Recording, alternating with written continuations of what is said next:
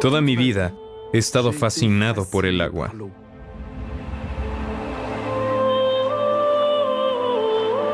Vi hombres flotando en las nubes. Vi cascadas moldeando el bosque y esculpiendo paisajes.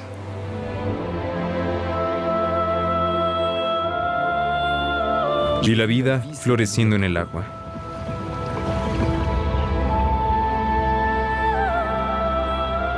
Vi hombres viviendo en los ríos.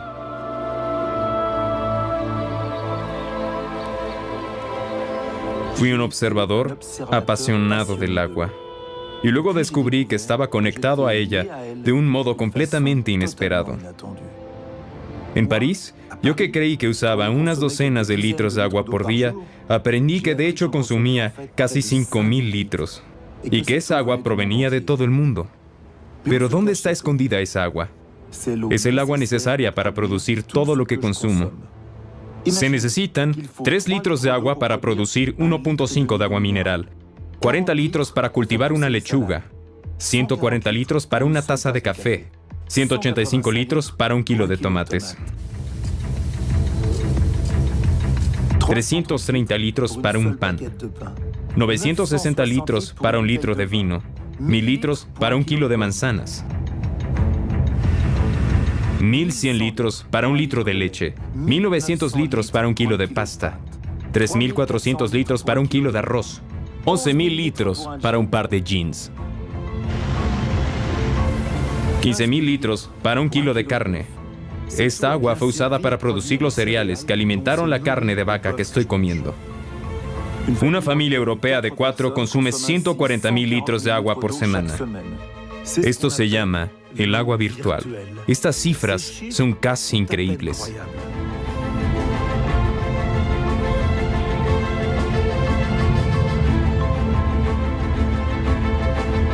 Nuestro estilo de vida, viajes, hobbies, todo se combina para incrementar los requerimientos de agua. Crecen tan rápidamente que a veces exceden lo que la naturaleza puede proveer. Pero el agua también falta desesperadamente para 1.000 millones de personas. Nunca he tomado agua potable limpia. El 90% del agua contaminada regresa a la naturaleza sin recibir tratamiento. Nos prohibieron vender nuestro pescado. Dijeron que estaba envenenado y no podía comerse. El agua contaminada aún mata más de 4.000 niños por día. Estoy siempre temiendo por la vida de mis hijos. Todavía falta agua suficiente para alimentar a la humanidad. Ni siquiera tengo suficiente para mí. Tengo que comprar arroz para suplementar mi dieta. El agua es fuente de conflictos en muchos países. He matado a varios hombres. Tuve que matarlos para mi seguridad. En Sudán del Sur, esta máquina increíble, tan alta como un edificio de 5 pisos, que debería haber cavado un canal, comenzó una guerra que ha durado por 30 años. Para hallar soluciones a estas cuestiones vitales, hombres y mujeres no esperaron a los políticos. Tienen soluciones y se comprometen. Vandana Shiva, una india apasionada, está luchando por una nueva agricultura. Tenemos que avanzar hacia granos más caloríficos que utilicen menos agua. Gerard Rosso ha perforado más de 4.000 pozos en toda África. Cada vez que abandono un pueblo después de haberles llevado agua, siento que es importante. Caterina de Albuquerque, quien expuso el caso a las Naciones Unidas por el derecho a agua limpia y sanidad para todos. Tenemos que hablar de la mierda. Tenemos que enfrentarlo porque hay soluciones. Pero también hay ciudadanos comunes cuyas vidas están en riesgo, como Annette, que limpia baños en una chabola en Kenia. Ha hecho de la limpieza su cruzada personal. Estoy orgullosa de trabajar en los baños públicos. O Ek Son Chan, un camboyano incorruptible que hace milagros en Phnom Penh. Tengo un sueño: dar agua potable a todos los camboyanos. La sed del mundo.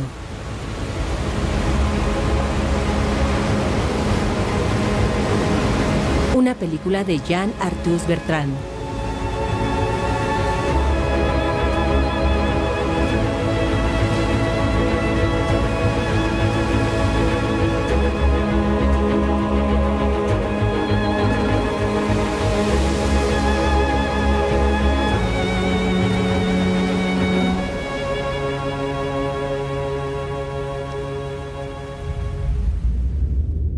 el espacio, el agua es más rara que el oro.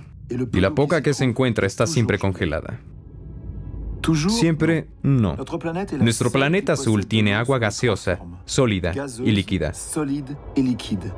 Este milagro ha permitido la vida en la Tierra. Si la Tierra estuviera solo 5% más cerca del Sol, sería un desierto abrasador y carente de agua como Venus. Si la Tierra estuviera solo 3% más alejada del Sol, sería un desierto congelado como Marte.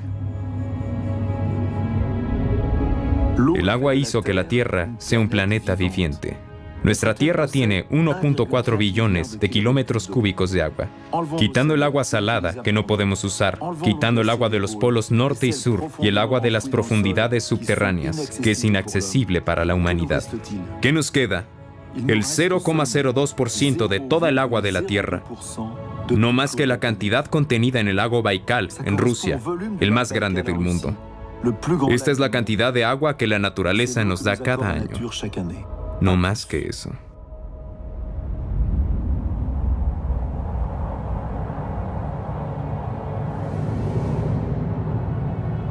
Estos alpinistas, en la cima del Monte Blanco, son conscientes de que están en el primer eslabón de la gran cadena de agua.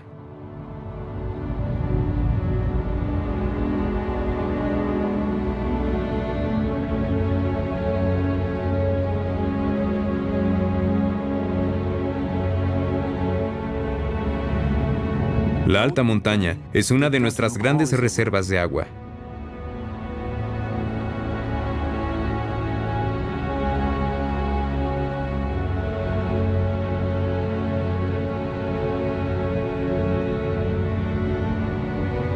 La nieve se transforma en hielo y se acumula aquí año tras año.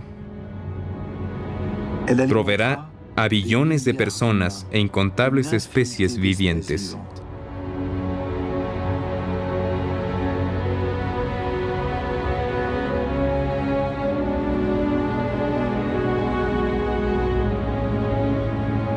El sol lentamente derrite el agua helada acumulada en las cimas.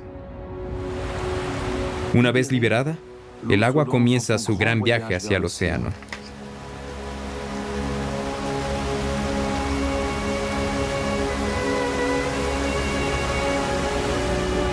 Hace su descenso, creciendo desde una cascada hasta una torrente. Alimenta los bosques cuyas raíces absorben su energía vital. El agua es una fuerza irresistible. Destruye la roca y se lleva todo con ella.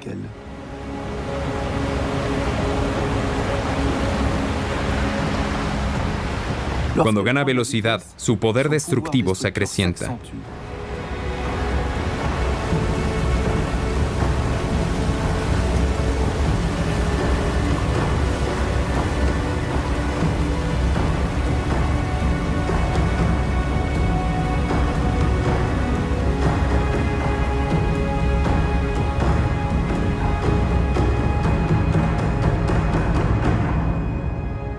Finalmente deposita su carga de sedimentos y crea planicies y deltas, las tierras más fértiles del planeta.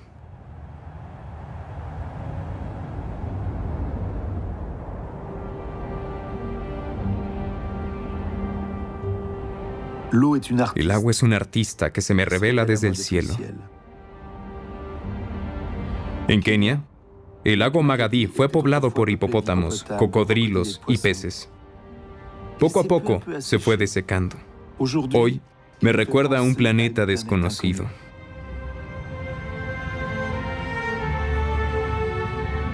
Minerales en las aguas termales se acumulan en el lecho del lago, formando una increíble paleta de colores.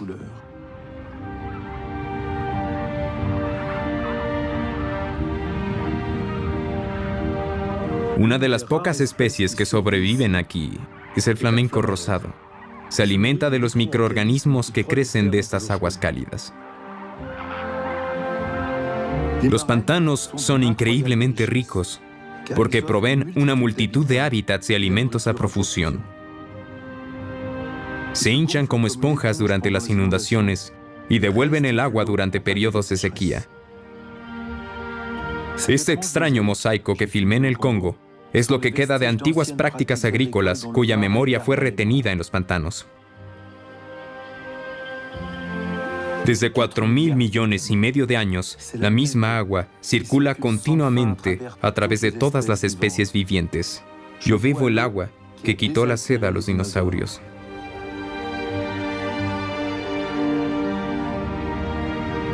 Le debemos al agua los más audaces relieves de la Tierra. Llevó millones de años esculpiendo el Gran Cañón de Estados Unidos de Norteamérica.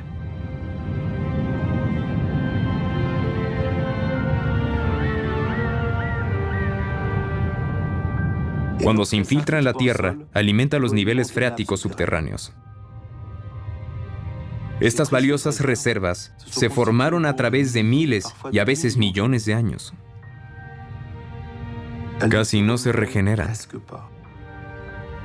Junto a los glaciares, el agua subterránea es nuestra principal reserva de agua. Pero el agua no se distribuye equitativamente alrededor del globo. Algunas regiones reciben 100 veces más agua que otras. A veces, el agua escasea tanto que los hombres matan por ella. En el norte de Kenia, este país que conozco tan bien, no llueve desde hace más de un año. Dos tribus de pastores nómadas, los Dasqanesh y los Turkana, compiten entre ellos para apoderarse del último oasis de vegetación. Maté a varios hombres. Tuve que matarlos por mi seguridad. Vivimos junto a nuestros enemigos y estamos en guerra permanente. No hay respiro ni descanso. Aún aquí sentados, probablemente nos estén observando.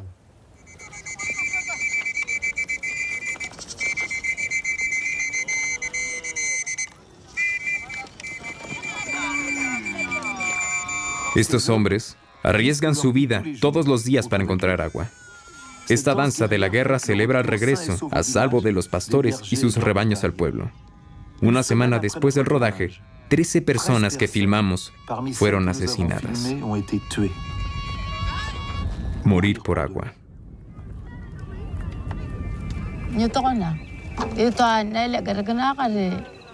Me preocupo cuando los chicos llevan a los animales a pastar y beber. Nunca estamos seguros si regresarán o no. Recién al atardecer, cuando los veo, estoy segura de que están vivos.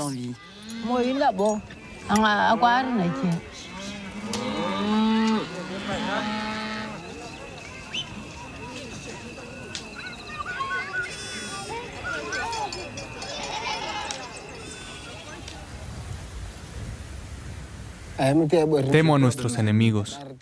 Como ellos, nosotros esperamos que llueva, pero no ha llovido en más de un año. Regresamos aquí porque es el único lugar donde queda algo de pastura para nuestros animales.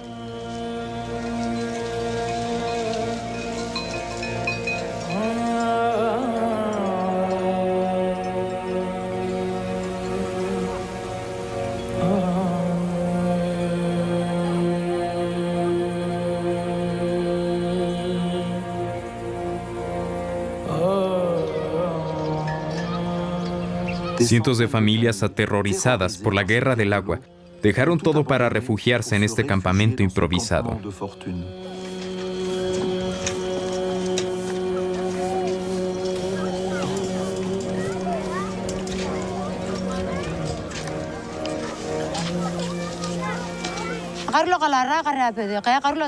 Cuando era joven había abundancia de comida y luego vino la hambruna. Fui a Todenyang a buscar comida.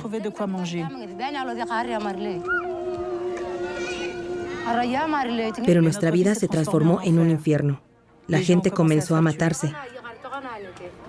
Ahora estoy en Lorenyang, porque los Dasqanesh me sacaron de mi tierra. Incluso cuando ibas a buscar agua se escuchaban los disparos y podían matarte en cualquier momento.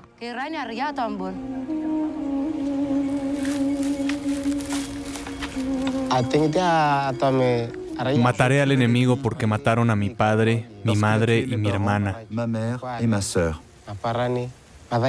Todos murieron delante de mis ojos. También mataron algunas vacas y cabras de mi rebaño. También por eso los mataré.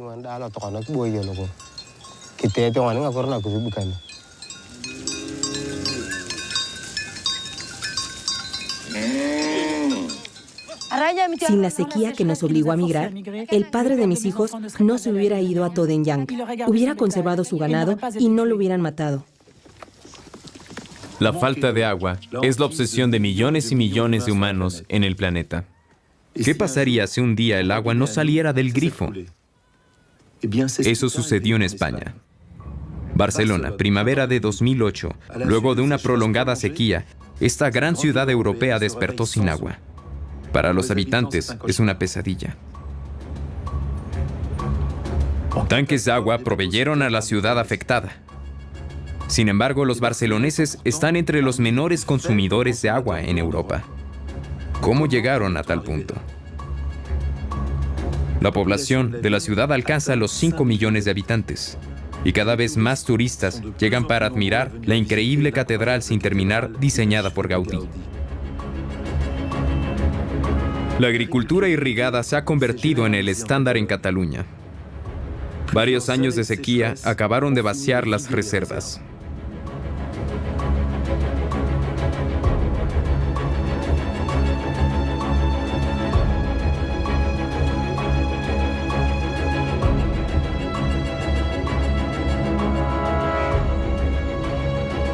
Mientras Barcelona estaba sedienta de agua, los dos ríos de donde la ciudad saca gran parte del agua continuaban usándose para irrigar las cosechas en los alrededores. El asunto causó un escándalo.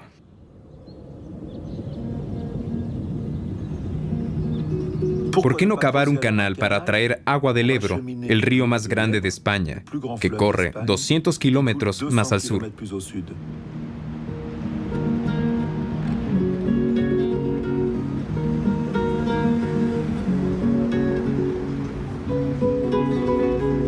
No es fácil. El delta del Ebro es una de las reservas naturales más ricas de Europa. 50.000 arroceros, hortelanos, pescadores, salineros viven en este rincón del mundo. Aunque Barcelona es una ciudad muy sedienta, está fuera de discusión desviar un poco de agua.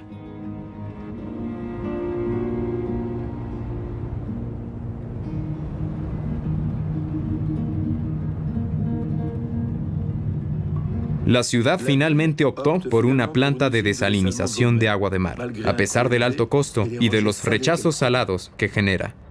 Esto da un respiro, pero no es una solución sustentable, porque la planta provee a solo 1 millón de personas.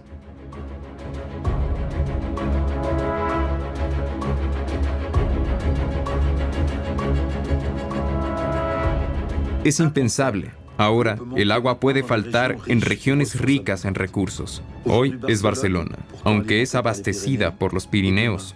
¿Y mañana? ¿A quién le toca?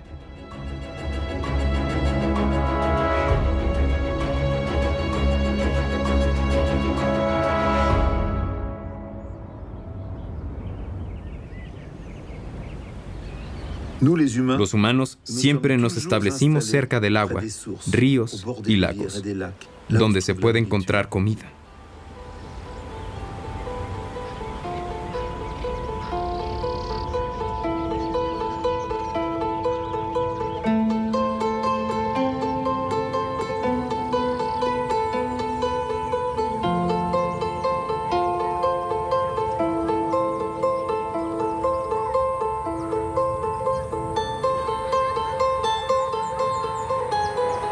Gracias al agua, pudimos dejar la vida nómada para fundar los primeros pueblos e inventar la agricultura.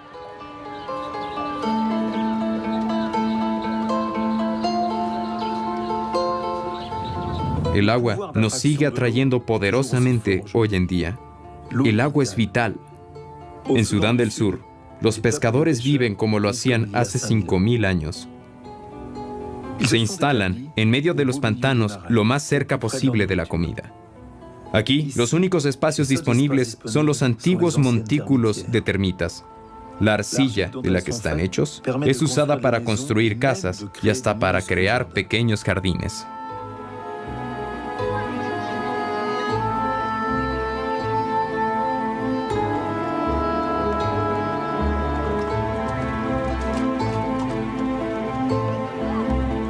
Aquí, la única fuente de proteína es el pescado que se seca al sol. Para esta gente que vive casi de modo autosuficiente, es su única moneda de cambio con el mundo exterior, si por casualidad pasa un bote.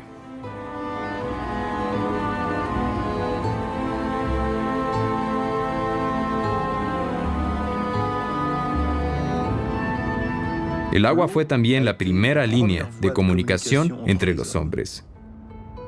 Aún hoy, en África Central, no hay muchas calles ni vías de ferrocarril. El río Congo todavía juega un papel vital al unir a cientos de pueblos a lo largo de su orilla.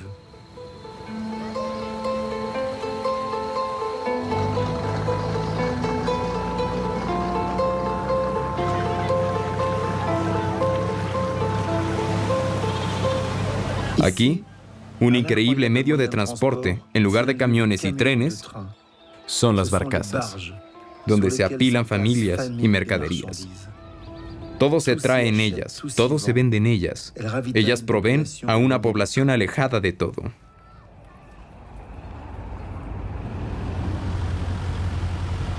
Esta barcaza, o mejor dicho balsa, está hecha de troncos ensamblados donde se amontonan la mercadería.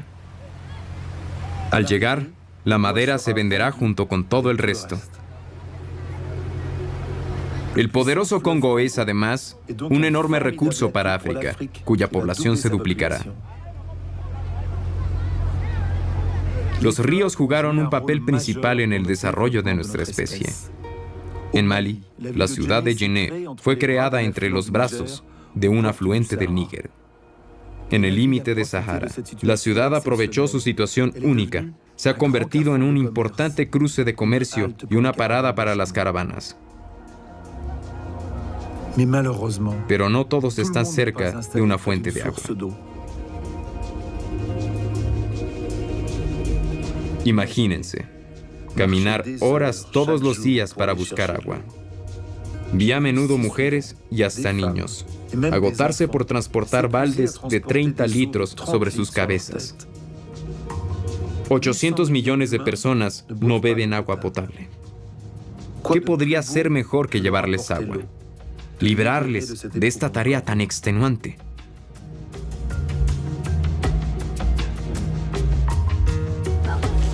La región de Kayes, en el sureste de Mali, es uno de los lugares más calurosos del planeta.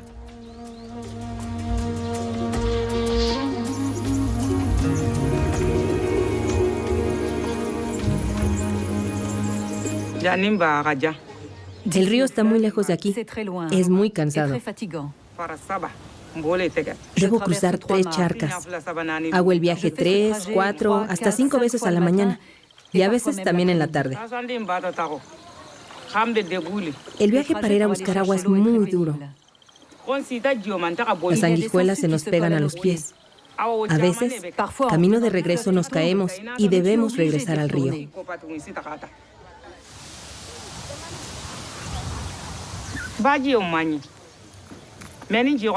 El agua del río no es buena, pero no tenemos otra fuente de agua. La bebo a regañadientes. Me da miedo que esta agua enferme a mis hijos y que mueran, pero no tengo otra alternativa.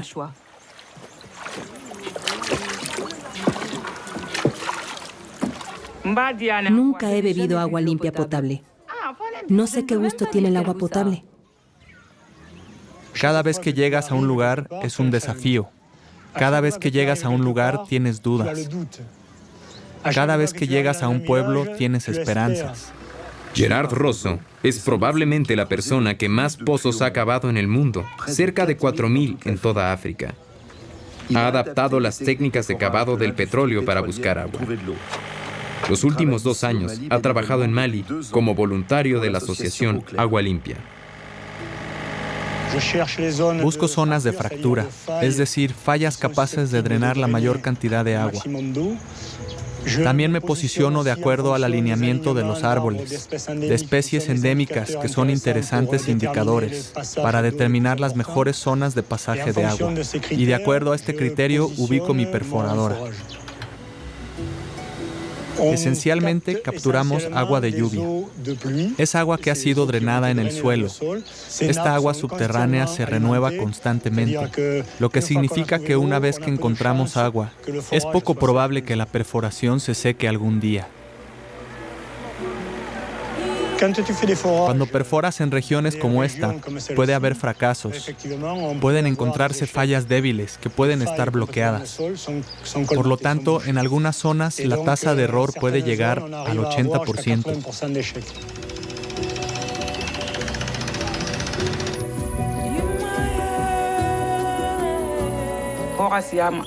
Esperé este día con gran júbilo. Vivimos en la sabana. El tiempo que ahorre lo usaré para trabajar el huerto y el campo. No puedo esperar para tener agua potable. Esperé mucho por este día. Estoy consternado por algunas de las cosas que vi. Vi pueblos donde había 5 perforaciones y un pueblo no muy lejos donde no había ni siquiera una. Hay demasiadas perforaciones fuera de funcionamiento. No hay quien las repare, no se encuentran las partes faltantes. Entonces las bombas fallan y nuevos programas las reemplazan con nuevas perforaciones y las bombas se reinstalan. Sería más inteligente rehabilitar los pozos que ya están.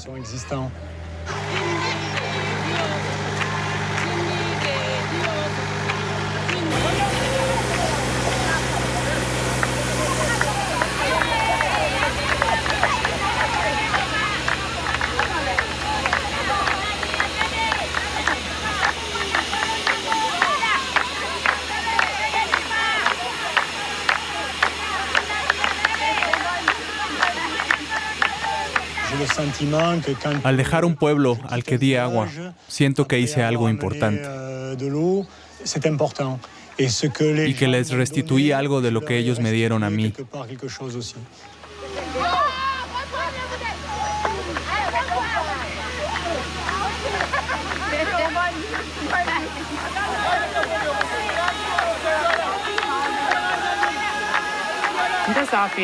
Como la narradora del pueblo, pediré a las mujeres que cuiden el pozo de agua, porque sufrimos mucho antes de tener agua potable. Las urgiré a cuidarla muy bien, porque es escasa.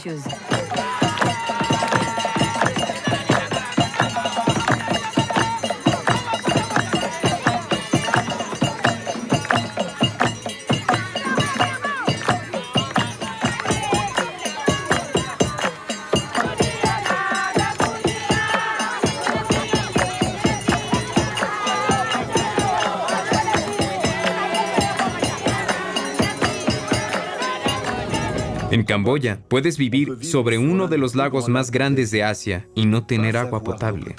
800 millones de personas en el mundo están en la misma situación. Es una amenaza mortal porque pende sobre las poblaciones más vulnerables. El gran lago Tonle Sap fue almacén para uno de los 3 camboyanos por mucho tiempo. Siempre abasteció con agua a la población. Hoy, la urbanización y la industria contaminaron sus aguas, que ya no son potables. Pero los habitantes no lo saben. Han bebido esta agua durante generaciones. Aquí pescan anguilas con curiosas trampas de bambú plantadas en el lodo. Hola. ¿Cuántas pescó? 3, apenas medio kilo. ¿No trajo nada para beber? No. Bebo el agua de aquí. ¿En serio? ¿Y no se enferma? A veces. Pero, ¿qué puedo hacer? Pero esta agua apesta y está completamente sucia.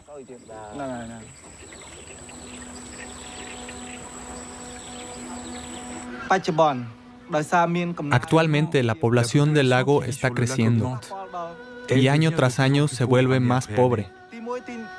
Aquí todo cuesta más. La mayoría bebe agua directamente del lago, lo cual les acarrea problemas de salud.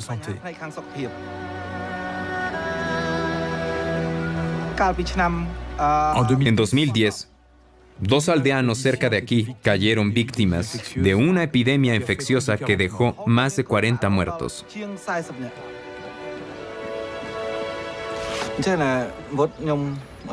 Booth, te ofrezco un filtro. De ahora en adelante, te pido que dejes de usar agua directamente del lago. Tienes que filtrarla antes de tomarla.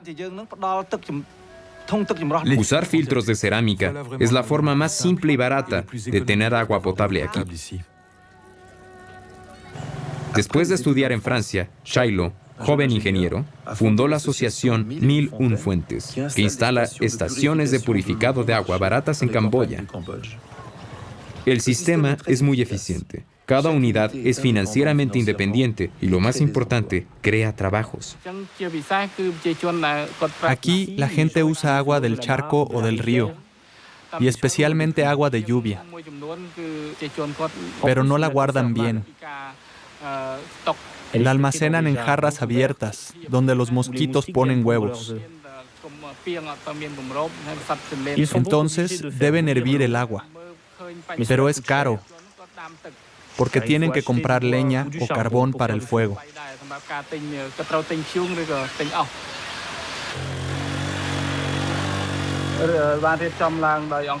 El tratamiento del agua usado por 1001 Fuentes es muy simple. La filtramos varias veces y luego la esterilizamos con ultravioleta. Empezamos en 2005 y ya instalamos 47 estaciones que proveen cada día agua potable a 40,000 personas.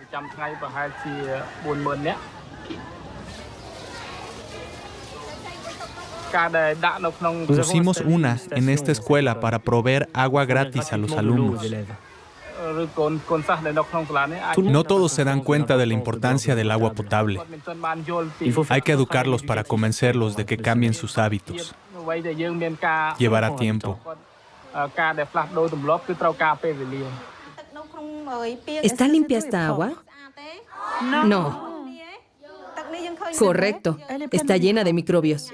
Y si la beben, les dolerá el estómago y vomitarán.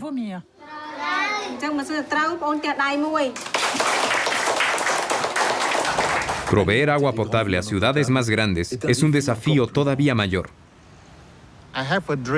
Tengo un sueño: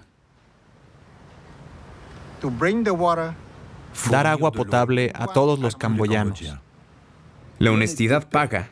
En Phnom Penh, Exxon Shan, un incorruptible servidor público, ha inspirado confianza en las organizaciones de ayuda internacional para reconstruir el sistema de agua potable de la capital camboyana.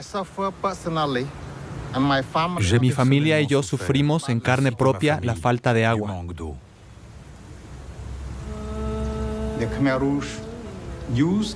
Los Khmer Rouge convirtieron esta escuela en una cárcel llamada S21. Aquí miles de personas fueron asesinadas. El 17 de abril de 1975, los Khmer Rouge entraron a Phnom Penh. Los habitantes fueron forzados a dejar la ciudad. Yo fui una de esas personas. Fui obligado a construir canales y diques, a producir más arroz. Trabajé muy duro. Así es como sobreviví. El 7 de enero de 1979 es el día de la liberación de nuestra gente. Regresé a Phnom Penh. Encontramos la ciudad completamente destruida, sin casas ni calles. Supimos que debíamos reconstruir el país por el bien de todos. En septiembre de 1993, el gobierno de Phnom Penh me pidió que encabece el Departamento de Servicios de Agua. Aun cuando no sabía nada del tema, sabía muy bien que el agua es un servicio esencial. Pero la red de Phnom Penh era peor que cualquier otra. Solo abastecía al 20% de la población y solo 8 a 10 horas por día. El agua era imbebible. Apenas la mitad de los consumidores pagaban sus facturas. La mayoría de los empleados trabajaba solo 3 horas por día. En esas condiciones estaba la distribución del agua. Empezamos por cambiar la actitud de la gente. Los empleados debían trabajar para el interés de la empresa y ya no para la ganancia personal. Convencimos a los consumidores de pagar sus facturas, comenzando por los más ricos y llegando hasta los más pobres. Dedicamos todo nuestro esfuerzo a mejorar el acceso al agua. Pasamos de conectar al 20% en 1993 a más del 90% hoy. De hecho, nuestro servicio no está destinado solo a los ricos. Conectamos a todos, incluso a los más desfavorecidos, dándoles subsidios del 30, 50, 70 y hasta del 100%.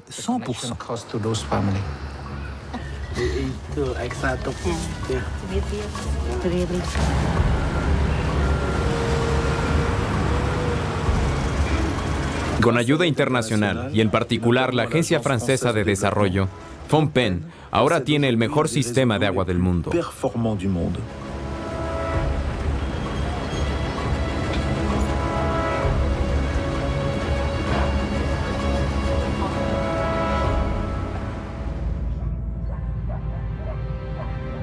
En Río, Soweto, Lagos, 800 millones de personas viven en chabolas, barrios improvisados, ilegales, donde la miseria es moneda corriente. Doblarán su número en 2050.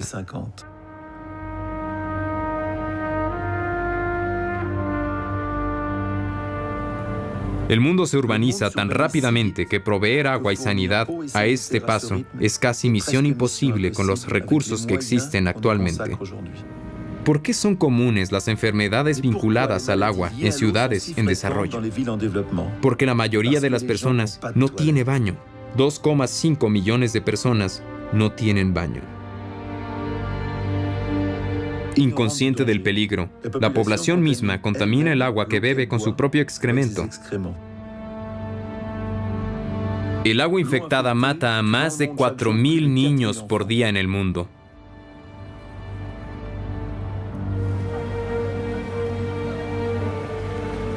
En Kenia, en Nairobi, Kibera es la chabola más grande de África. No he visto condiciones de vida más difíciles. Aquí, mi heroína es Annette, la mujer del baño que educa a la población. Estoy orgullosa de trabajar en los baños públicos, porque sé que es importante alentar a la gente a ser higiénica.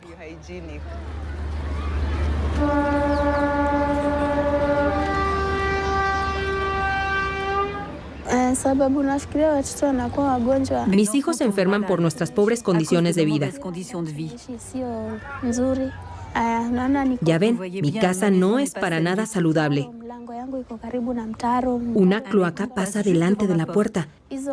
Allí se derraman los baños. Y entran moscas a la casa. Y también hay mosquitos que pican a los niños. Así es como se enferman.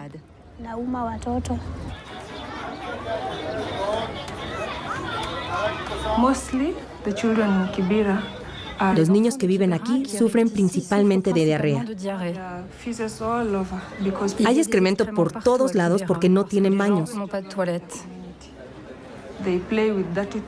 Los niños juegan en la suciedad. Se llevan las manos a la boca. Comen alimentos sin lavar y se enferman. Puede ser muy grave porque no siempre tienen acceso a asistencia médica.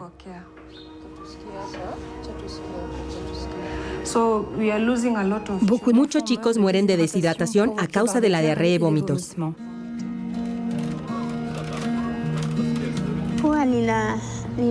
Vivo con miedo de que mis hijos se enfermen. Giles de diarrea. Porque cuando persiste, se deshidratan y pierden sangre. Por eso le tengo tanto miedo a esa enfermedad.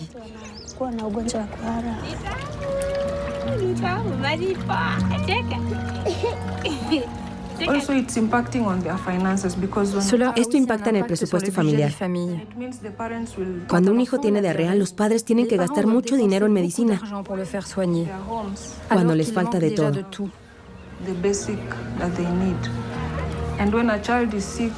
Y cuando un hijo se enferma, uno de los padres no puede trabajar y no gana dinero. A veces, el hijo mayor falta al colegio y cuida al enfermo.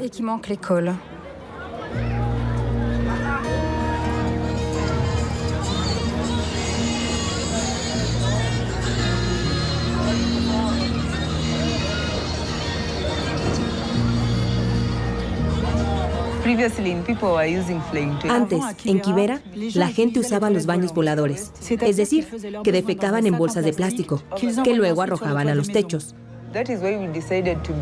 Por eso construimos baños públicos. Así nuestro barrio está más limpio. Si veo a alguien usando baños móviles, los aliento a cambiar. Les digo que si no tienen 3 centavos, pueden usar los baños públicos gratis. No todos piensan así, pero yo estoy comprometida con el servicio a la comunidad. Empezamos con 13 personas. Ahora más de 150 usan los baños. Es una mejora. Los baños están bien. Tratar las aguas residuales es aún mejor. Admiro la inventiva de los pobres para transformar un problema en una solución.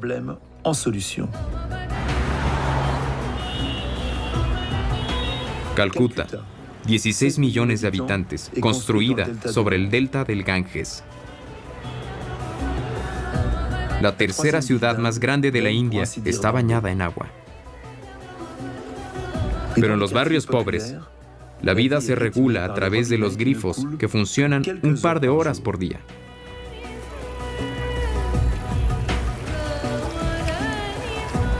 La ciudad ha resuelto cómo usar esta agua que está por todas partes. Les ha confiado el cuidado de procesar aguas residuales a los peces. El sistema de canal que irriga la ciudad lleva el excremento de los habitantes a una zona pantanosa de 8,000 hectáreas en las afueras de la ciudad. Es una industria de la que viven miles de personas. Me llamo Shyam, trabajo en una piscifactoría.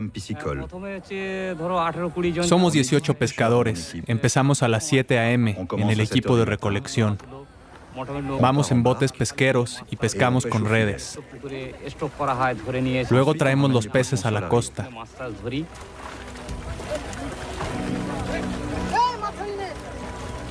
Las bacterias descomponen los desechos humanos. El plancton se alimenta de ellos, crece y alimenta a los peces.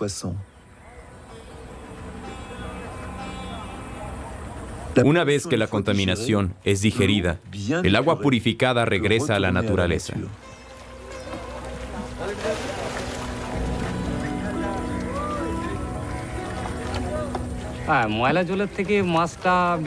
La producción es más grande aquí que en cualquier lado. Por eso hay más trabajo. Además, el pescado es más barato aquí que en el pueblo.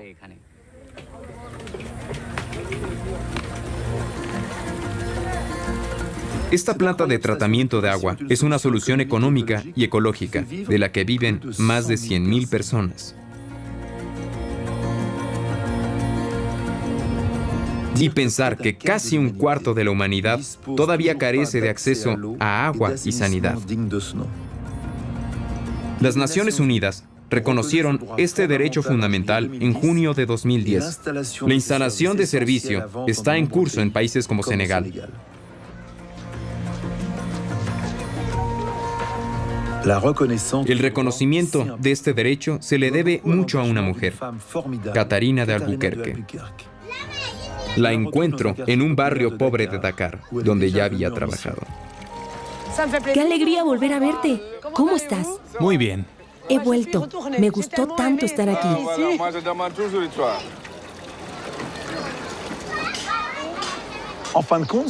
En definitiva, ¿qué significa este derecho al agua?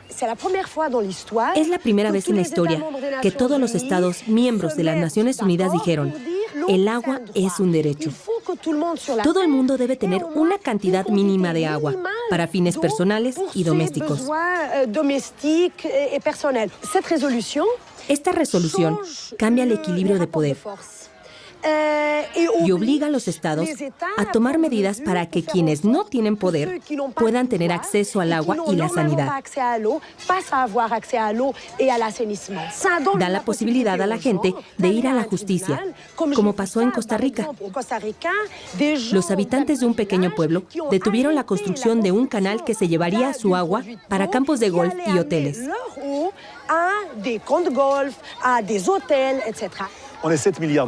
Somos 7.000 millones de personas en la Tierra. ¿No estamos perdiendo la pelea del agua potable y sanidad? Sí, estamos perdiendo la batalla, en especial porque la población crece.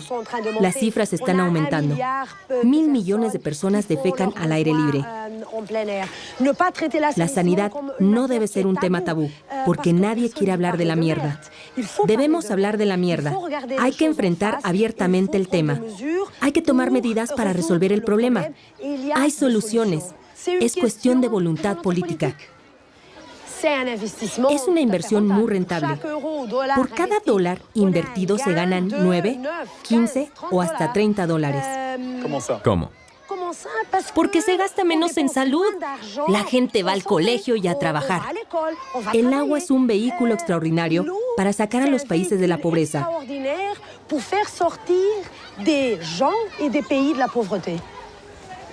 Se puede lograr.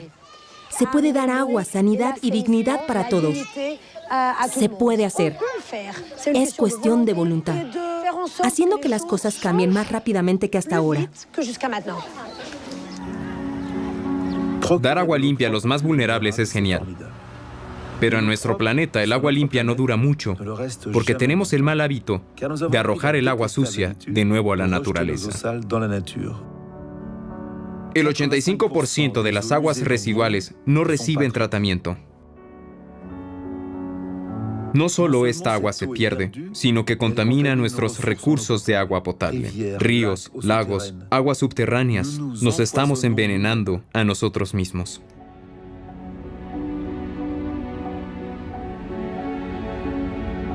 Francia, que practica la agricultura intensiva, es el país europeo que más contaminadas tiene sus reservas de agua subterránea. Bretaña nos lo recuerda cada verano, cuando las playas se cubren de algas verdes. Hoy la región tiene 14 millones de cerdos, y este pueblo tiene más cerdos que personas. ¿Eso es razonable? Sus excrementos ricos en nitratos se usan para fertilizar los campos. El nitrato se filtra en el suelo y llega hasta los ríos, y luego llega al océano. Las algas lo comen y proliferan.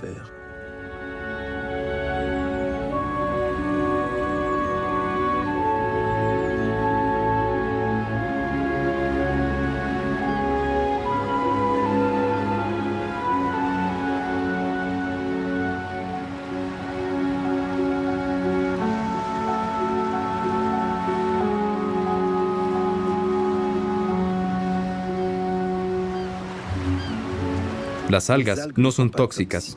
Estos caballos no corren peligro, no más que la granja de mejillones de la bahía.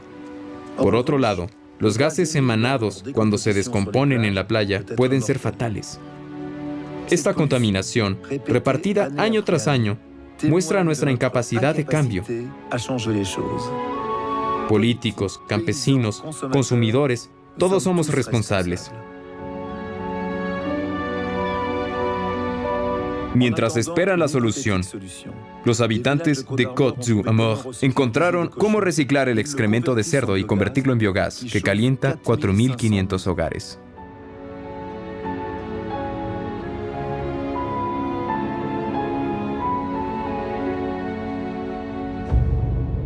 En China, la contaminación es de una amplitud completamente diferente.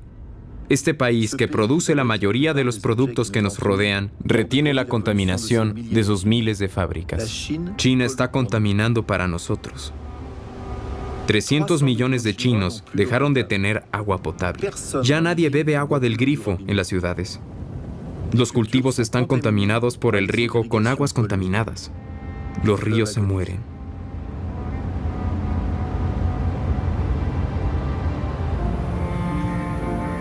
Miren este hermoso arroyo.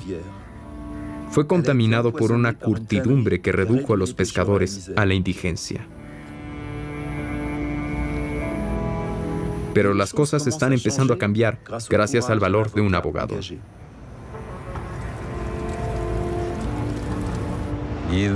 Había una capa de barro contaminado en el lecho del río. Nos prohibieron vender nuestro pescado. Dijeron que estaba envenenado y no podía comerse. Y tuvimos que tirarlo. Ya no teníamos medio de vida. Fue muy duro. Fue muy duro. Pero ese abogado los defendió. Wang Songfa creó la primera asociación china de defensa de las víctimas de la contaminación. Obtuvo el equivalente a 100.000 euros en daños para los pescadores. Las víctimas, los pescadores, son analfabetos en su mayoría. Están en lo más bajo de la escala social. Por eso las compañías no tienen reparos en contaminar. Ahora quitaron el barro y el agua está más clara. Durante los 2 últimos años, los peces comenzaron a regresar y pudimos retomar la actividad.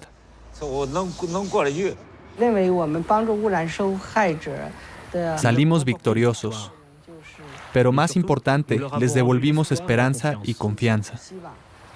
Ahora saben que pueden proteger el medio ambiente y defender sus derechos.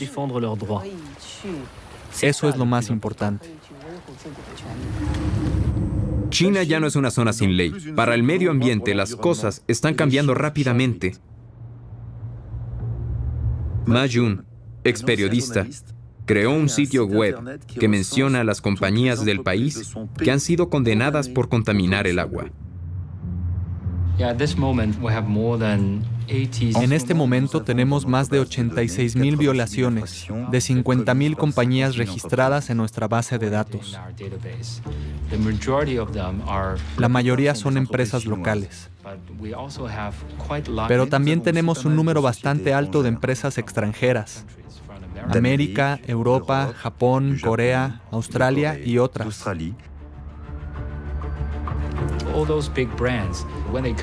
Estas grandes marcas vienen para aprovechar los bajos costos de manufactura y no se preocupan por el medio ambiente. Pero ahora, con la lista de contaminadores, vemos que las empresas, que pagan multas año tras año sin solucionar el problema, están comenzando a sentir más presión. Muchas intentan hacer lo posible para ser borradas de la lista.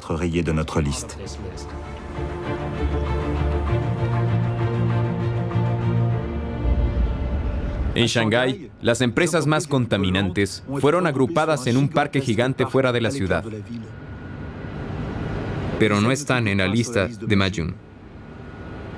Cada una de ellas está conectada a la única planta purificadora que procesa 25,000 toneladas de aguas residuales por día, casi tanto como todas las industrias del Valle del Ródano. Los vertidos son analizados constantemente para detectar y tratar cualquier contaminación inmediatamente. Esto permite que este gigante industrial retome agua limpia del mar. Aun cuando nuestra preocupación por la contaminación es reciente, el control del agua es una ambición tan vieja como el mundo. A través de la historia, grandes civilizaciones han crecido gracias al dominio del agua. Hace más de 1000 años, los Khmer, ancestros de los camboyanos, idearon un ingenioso sistema de canales de riego que generaba 3 cosechas de arroz por año. La gran ciudad de Angkor Wat es el testimonio del poderío Khmer. Duró hasta el colapso de este ingenioso sistema hidráulico. En el siglo XX, el dominio del agua se practica a gran escala. Diques, canales, represas permitieron el desarrollo de nuestras sociedades. ¿Pero somos inmunes a los desastres del pasado? En otoño de 2011, Tailandia sufrió la mayor inundación del siglo. El largamente esperado monzón se transformó en un tsunami.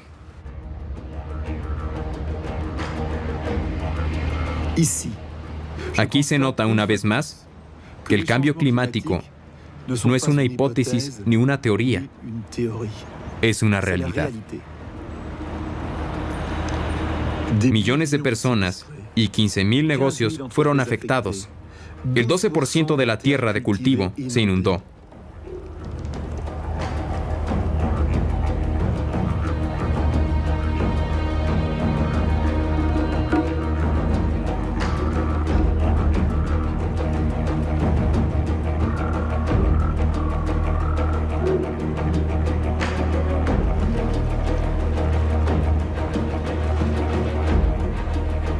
Familias enteras bajo agua durante semanas se subieron a los techos.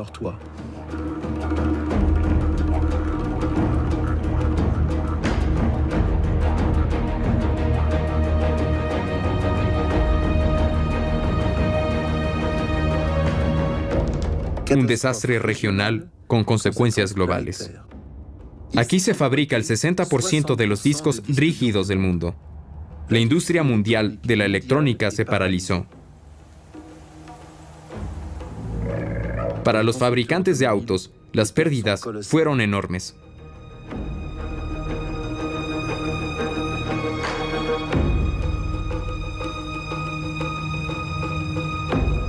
Tailandia es el primer exportador de arroz del mundo. El 30% de la cosecha se perdió. El aumento de precios afectó la vida de decenas de millones de asiáticos y africanos.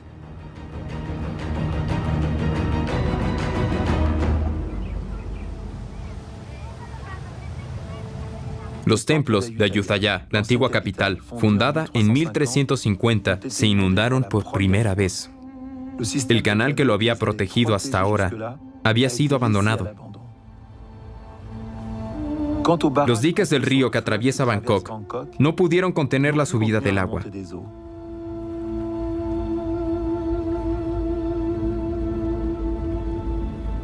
El hombre olvidado, que no puede controlar la naturaleza.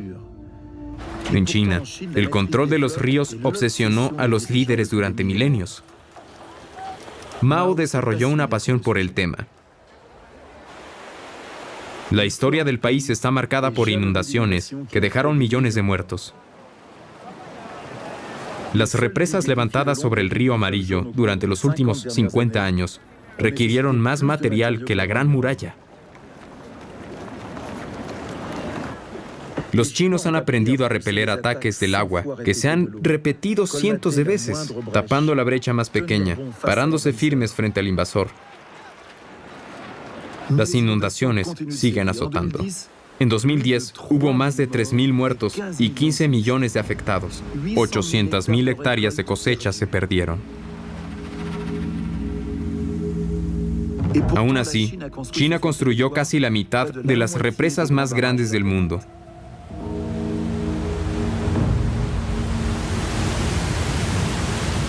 Hoy, sin embargo, la mayor preocupación de China es la falta de agua. China tiene 20% de la población mundial, pero solo 7% de los recursos de agua. El río Amarillo, que irriga el norte del país, fue bombeado hasta la última gota para abastecer a ciudades gigantes. Hasta que un día, en 1997, el río dejó de llegar al mar. El gobierno implementó un sistema de control de agua desde su fuente hasta el delta. Desde la estación de control, los operadores pueden manejar 70 llaves que alimentan los canales. Si una provincia excede su cuota, el gobierno le corta el agua. El río está bajo control, pero aún falta agua. ¿Cómo puede solucionarse esto? ¿Y si el Yangtze, el río más grande de China, le diera un poquito al río Amarillo? Mao tuvo la idea primero. Hoy su deseo se está haciendo realidad. Un enorme proyecto de transferencia de agua desde el sur hasta el norte del país se está realizando para conectar el Yangtze con el río Amarillo a través de canales y así abastecer la zona de Beijing.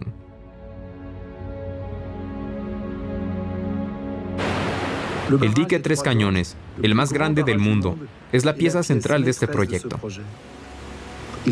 Permitiría transferir hacia el norte un caudal igual a medio Nilo.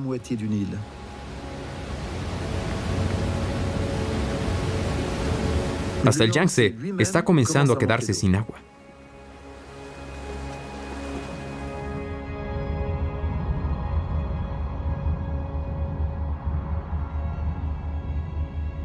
Nuestro desarrollo creció tanto como nuestra loca necesidad de agua.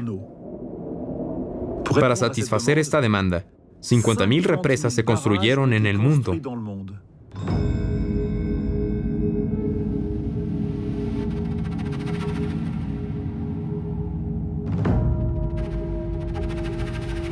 Pero hoy, su gran tamaño, el desplazamiento forzado de decenas de millones de personas, la destrucción de la vida acuática, todo cuestiona su legitimidad. Ahora mitigamos su impacto, reduciendo su tamaño, y los desplazamientos poblacionales ya no pueden ignorarse.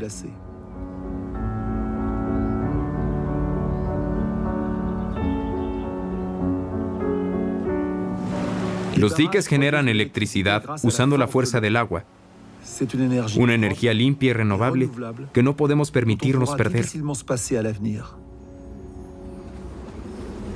En los Alpes italianos, la región autónoma de Val d'Aosta es ejemplar.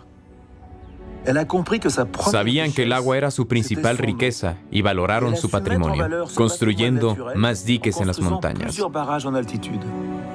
Su producción de energía excede las necesidades de su población, de modo que exportan el excedente al resto de Italia y Suiza. Las represas han jugado un rol fundamental en la agricultura. El riego permitió que las cosechas se duplicaran. Ayudaron a salvar a millones del hambre, especialmente en Asia.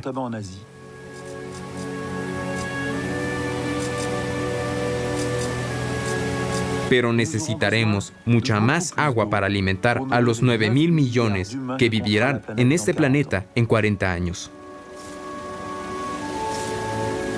Hoy el riego justifica el 40% de la producción global de alimentos. De ahora en más, debemos usar menos agua más eficientemente. Porque la demanda agrícola continuará creciendo. Alimentar más y más población, es decir, consumir más y más carne. Ahora bien, se necesitan 15 veces más agua para producir 1 kilo de carne que 1 kilo de cereal. 15 veces más. Algunos países ya carecen de agua suficiente para alimentar a su gente y se ven forzados a importarla. No de forma líquida, pero sí virtual, escondida en cereales, frutas, vegetales y carne a bordo de barcos que dan vuelta al mundo.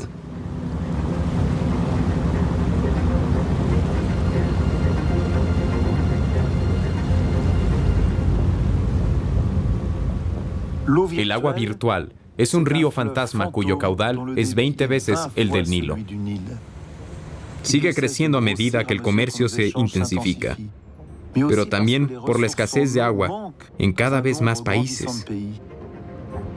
Por ejemplo, en Egipto, 1/3 del agua consumida viene de otro continente, porque el Nilo no alcanza para alimentar un país de 80 millones de personas. Cuando Egipto compra a Estados Unidos el suplemento de su producción de trigo, se ahorra la enorme cantidad de agua requerida para cultivarlo.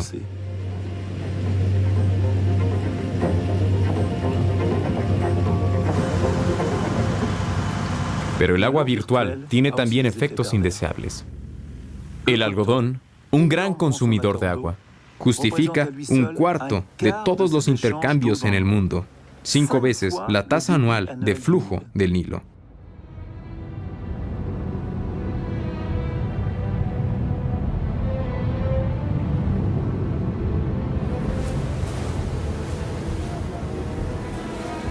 En Asia Central, el cultivo de algodón se tornó un desastre. El régimen soviético llegó a desviar 2 grandes ríos que alimentaban el mar Aral para irrigar el desierto. Vean el resultado. Perdió el 90% de su agua en 50 años. Millones de personas reducidas a la pobreza. Una tragedia llamada por las Naciones Unidas el más grande desastre ecológico del siglo XX. Todo esto para hacer nuestras camisas y jeans. No olvidemos que se necesitan 2.700 litros de agua para una camisa, 11.000 litros para hacer un par de jeans. Aquí estamos secando un mar. Allí, agotamos los recursos no renovables de aguas subterráneas, como el Jordania. Estos campos dejaron de cultivarse cuando las perforaciones de agua se secaron.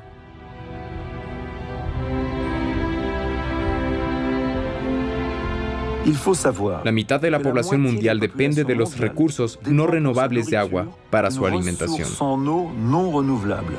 Es una catástrofe anunciada. India pudo detener las hambrunas con éxito por medio de recursos de irrigación masivos, pero las reservas se están consumiendo y 175 millones de agricultores están amenazados por hambre. En Rajasthan, una región árida, los niveles freáticos están secos y los campesinos están tratando de reponerlos, almacenando lluvia del monzón que cae solo durante unas pocas semanas del año.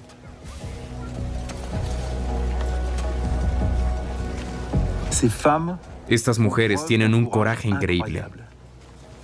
Cavan con las manos enormes cuencas para almacenar agua. No podía creer lo que estaba filmando.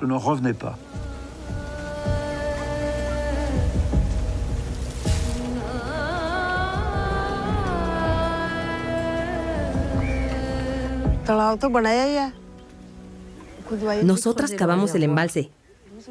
¿Quién más lo haría? Lo cavé con la ayuda de los demás. No hay cosecha cuando hay sequía. Tenemos buenas cosechas solo cuando llueve. El agua de lluvia es vital. Cuando los ríos y embalses tienen agua, los pozos tienen agua.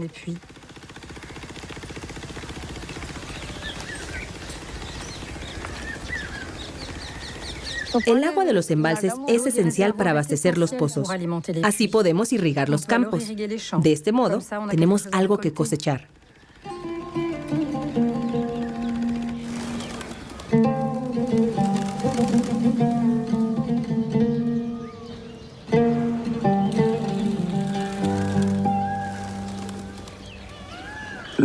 India depende del monzón, pero ya no es tan regular, probablemente debido al cambio climático.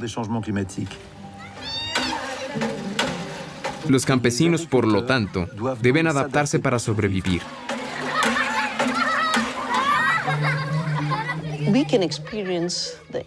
Sufrimos profundamente por la inestabilidad del monzón. Cuando llega la lluvia, lo hace azarosamente. O falta lluvia en tiempo de siembra, o llueve en tiempos de cosecha, y se pierde lo poco que se ha producido. Vandana Shiva es una activista de renombre internacional. Su lucha por una agricultura que use eficientemente el agua, que sea más resistente a las inclemencias climáticas, ha sacado de la pobreza a más de 500,000 campesinos.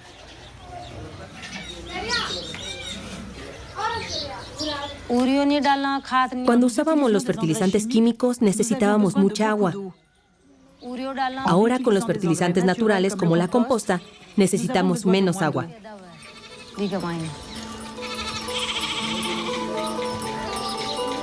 El estiércol de vaca mezclado con residuos vegetales es el mejor fertilizante y además mantiene la humedad del suelo.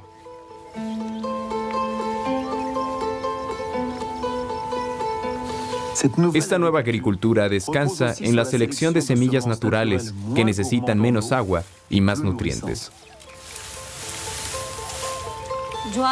Para las variedades de mijo no necesitamos mucha agua. Sin embargo, el pimiento, tomates y cebollas necesitan más agua.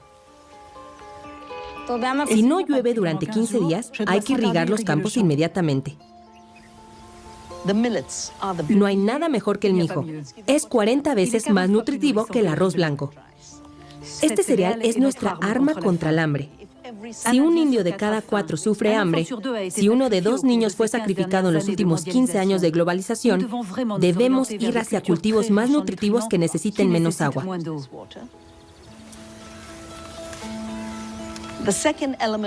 Incrementar la biodiversidad es nuestro segundo plan de acción.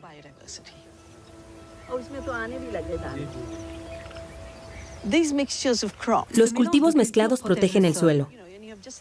Cuando plantas una sola especie en fila, la tierra está desnuda y se pierde la poca humedad generada por la evaporización. Con estos cultivos que cubren todo el campo, cada gota de humedad se retiene en el suelo. El multicultivo es un método muy efectivo para lograr la seguridad alimenticia y conservar el agua. Aquí en el campo tenemos maíz, pepinos y frijoles. Des concombres et aussi des haricots.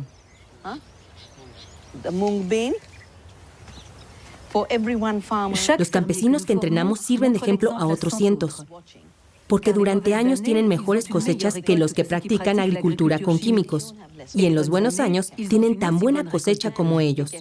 Además, tienen mayores ganancias, porque no gastan dinero en semillas ni productos químicos. En todo el mundo, los pequeños agricultores hallan formas de aumentar la producción a través de un mejor manejo del agua. Están a la vanguardia de la lucha contra el hambre. El arroz alimenta a casi 4.000 millones de personas. Es el cereal más comúnmente cultivado del mundo. Se cultiva a mano, principalmente por pequeños productores que alimentan a sus familias. Pero es un cultivo de uso intensivo del agua. En Camboya, audaces campesinos prueban un nuevo método para duplicar la producción usando menos agua. La cosecha es mucho más grande, prácticamente el doble. Con el método usual no tenía suficiente ni para mí. Tenía que comprar arroz para suplementar mi dieta. Con lo que produzco ahora, no solo alimento a mi familia, sino que vendo al mayorista y compro otras cosas. El método es muy simple. Replantar los brotes jóvenes 2 o 3 semanas después de que los granos de arroz germinaron. Así crecen inmediatamente y a mayor velocidad.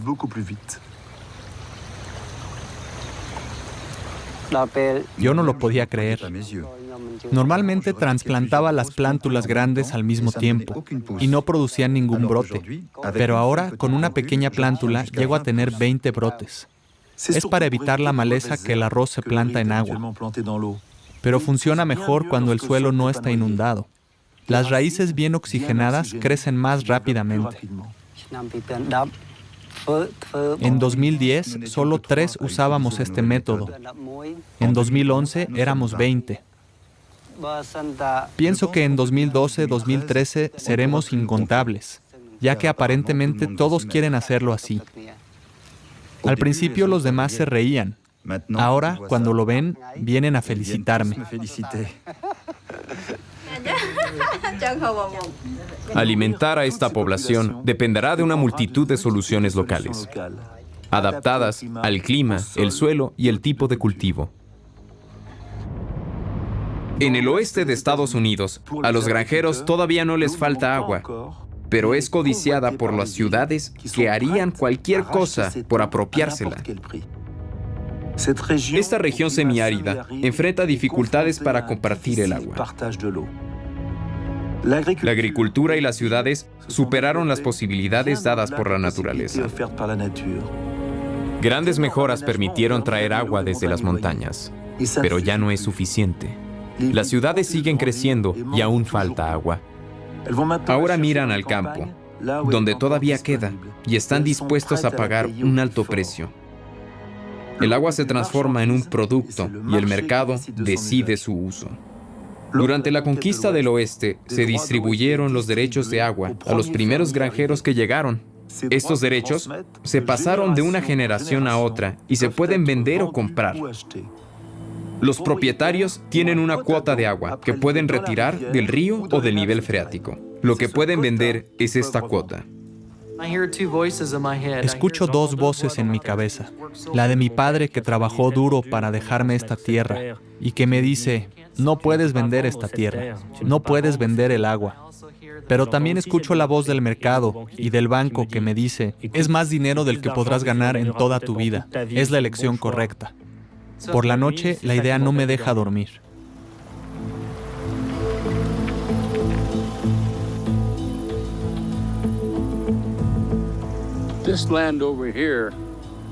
Esta tierra probablemente dejó de irrigarse a mediados de los 70. El dueño alquiló o vendió el agua, y este es el resultado. Yo practico agricultura irrigada en la vereda de enfrente, y miren la diferencia. Todos los años tengo buenas cosechas de maíz gracias al riego, aunque allá no haya más que maleza.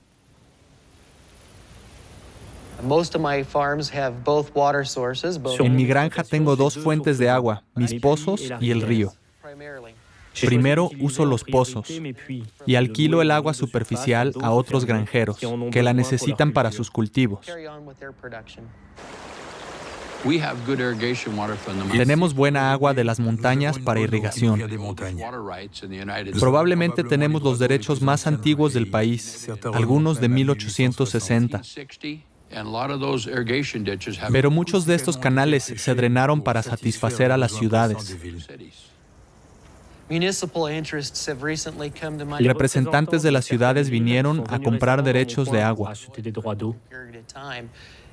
Y eso elevó el precio de la tierra. Realmente empiezo a preguntarme si tendré agua por mucho tiempo más. Como el mercado dicta sus leyes, el precio del agua seguirá subiendo y cada vez más gente venderá sus derechos de agua. Para seguir viviendo de la tierra, debemos cambiar los métodos de cultivo. Debemos usar menos agua, con sistemas de irrigación móviles o por goteo. Solo así podremos salvar nuestra comunidad. Conozco una familia cuyas hijas no querían continuar el oficio, así que vendieron por millones de dólares. No puedes culparlos, ya que la granja no tenía futuro de todos modos. Si querían vender su granja, ningún granjero hubiera podido comprarla con los derechos de agua. La vendieron a la ciudad porque tiene el poder para comprarla. Vender agua es fácil, pero de repente la tierra se vuelve imposible de cultivar. Los más ricos de mi comunidad son los que vendieron sus derechos de agua. No lo vemos como alguien que falló, sino que vendió a su comunidad. Cuando un granjero vende su tierra y derechos de agua, crea disputas entre los que lo hicieron y los que no. Esto daña a la comunidad, crea divisiones, cambia el modo de manejar la escuela, la iglesia. Estas transferencias de agua cambian muchas cosas.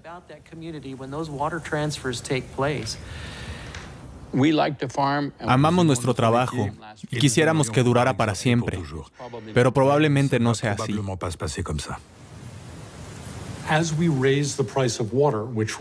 Aumentar el precio del agua, como en Estados Unidos y otros lugares, y desarrollar un mercado del agua alienta su economización. Pero el agua no es un activo económico.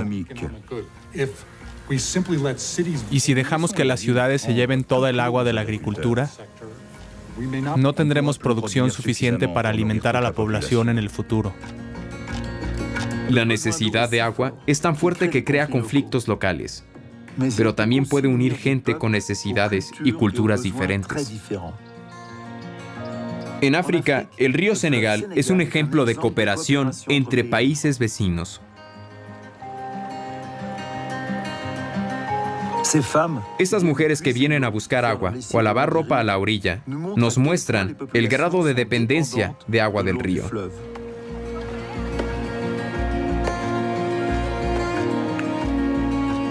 En esta región afectada por severas sequías, 2 millones de personas se abastecen de él.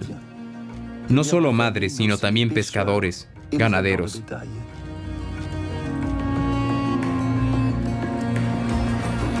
En 1989, Mauritania y Senegal fueron a la guerra por el agua. Pero con Mali y Guinea aprendieron a administrar el río juntos.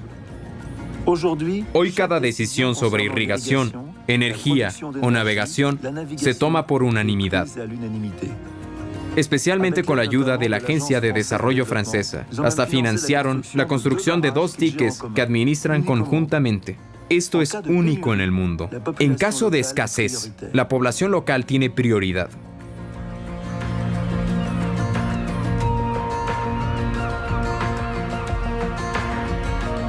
En el futuro, un acuerdo entre estados es esencial para evitar conflictos al compartir agua de grandes ríos.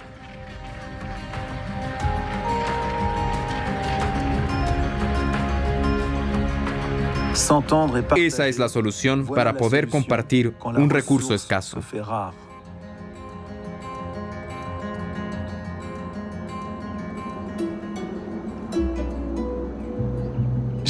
Quise ir a Sudán del Sur, un nuevo país. El 193 en ser reconocido por las Naciones Unidas. Tiene uno de los pantanos más grandes del mundo. Una maravilla natural nacida del Nilo y llena de raras especies y millones de aves migratorias.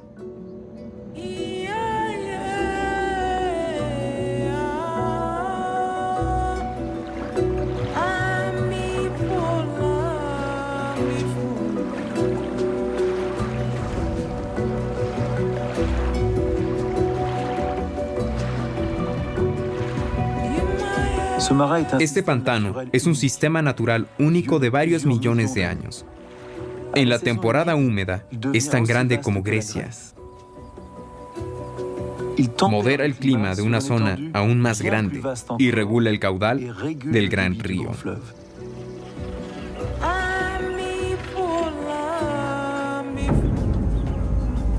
Es el dominio de un pueblo de gran coraje, los Dinka. Son probablemente más de 1 millón. Viven junto a sus vacas, elegidas por la belleza de sus cueros y la elegancia de sus inmensas cornamentas. Las protegen de los insectos, cubriéndolas con cenizas y quemando estiércol constantemente.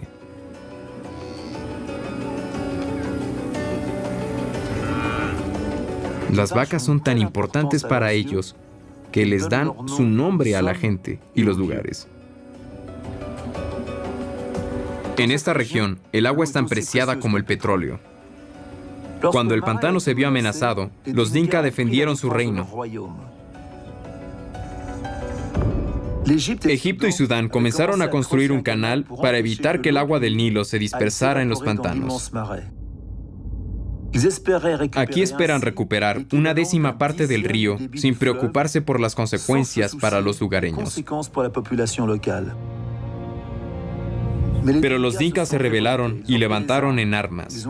Atacaron el lugar y pararon la construcción. Se ha ido llenando de vegetación, cerrando una herida abierta de 200 kilómetros de distancia.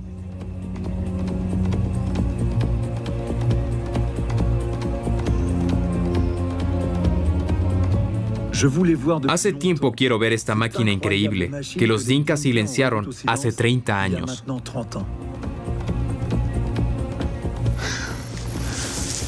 Aún más grande de lo que me imaginaba. Esta excavadora, de 2.300 toneladas, alta como un edificio de 5 pisos, cava tanta tierra por minuto como para llenar una pileta olímpica. Esta máquina testimonia las tensiones en torno a los recursos del agua. El pantano fue salvado. Pero, ¿y mañana? ¿Qué cuestiones recaerán sobre él y este pueblo olvidado frente a 250 millones de sedientos residentes del Nilo demandando más agua?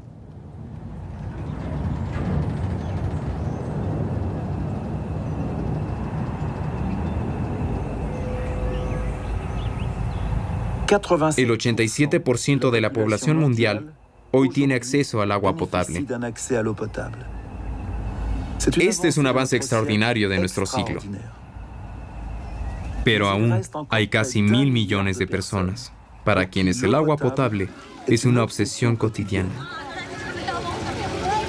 Aún así, desde 2010, las Naciones Unidas determinaron el agua potable como un derecho fundamental de todas las personas que los gobiernos tienen la obligación de respetar. Quisiera terminar esta película con una realidad, un dato, que se ha dicho, leído y repetido muchas veces. 4.000 niños mueren por causa del agua insalubre.